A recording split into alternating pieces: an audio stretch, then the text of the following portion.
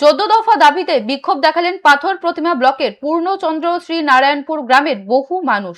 স্থানীয় গ্রামবাসীদের অভিযোগ, আবাস যোজনা থেকে শুরু করে আমফান, বুলবুলের মতন ঘূর্ণিঝড়ের আর্থিক দুর্নীতির শিকার হন এলাকার মানুষ। এদিন সেই দাবি তুলে পূর্ণচন্দ্রপুর শ্রী নারায়ণপুর গ্রাম পঞ্চায়েত অফিস ঘিরে বিক্ষোভ দেখাতে শুরু করেন স্থানীয় বাসিন্দারা।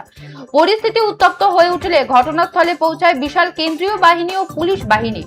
পুলিশ বিক্ষোভকারীদের সঙ্গে কথা বলে পরিস্থিতি নিয়ন্ত্রণে আনার চেষ্টা করেন। পরবর্তীতে 10 জনের প্রতিনিধি দল বিক্ষোভকারীদের অভিযোগ শোনেন এবং পুনরায় আলোচনা করা হবে বলেও আশ্বাস দেন তারা। তবে বৈঠক শেষে ফের ক্ষোভে ফেটে পড়েন এলাকার মানুষরা। আবাস ও আমফানের ত্রাণের দুর্নীতির অভিযোগ, পাথর প্রতিমায় পঞ্চায়েত ঘিরে তীব্র বিক্ষোভ, মোতায়েন কেন্দ্রীয় বাহিনী ও পুলিশ বাহিনী। 14 দফা দাবিতে বিক্ষোভ দেখালেন পাথর প্রতিমা ব্লকের পূর্ণচন্দ্রপুর শ্রী নারায়ণপুর গ্রামের বহু মানুষ। স্থানীয় গ্রামবাসীদের অভিযোগ, আবাস যোজনা থেকে শুরু করে আমফান, বুলবুলের মতন ঘূর্ণিঝড়ের আর্থিক দুর্নীতির শিকার হন এলাকার মানুষ। এদিন সেই দাবি তুলে পূর্ণচন্দ্রপুর শ্রী নারায়ণপুর গ্রাম পঞ্চায়েত অফিস ঘিরে বিক্ষোভ দেখাতে শুরু করেন স্থানীয় বাসিন্দারা।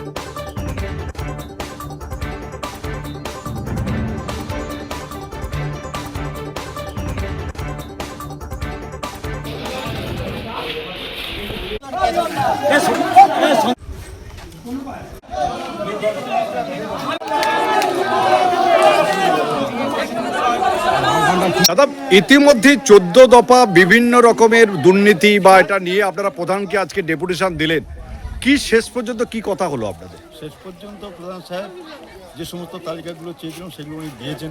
আমরা সেগুলো ভেরিফিকেশান করব এবং আরও কোথাও কোনো ত্রুটি বিচ্যুতি আছে কিনা সেগুলো আমরা প্রধান সাহেবকে বলেছি। প্রধান সাহেব বলেছেন যে এরপরে কোনো সমস্যা থাকলে আপনারা আসুন, সেগুলো আমরা যাওয়ার চেষ্টা করি। যা তিনি উত্তর দিলেন, আপনারা কি স্যাটিসফাইড হলেন? খুব সচেতন নয়, না, আগামী দিনের জন্য অপেক্ষা করছে? অপেক্ষা করছি। কি নাম আপনার? সুখদেব।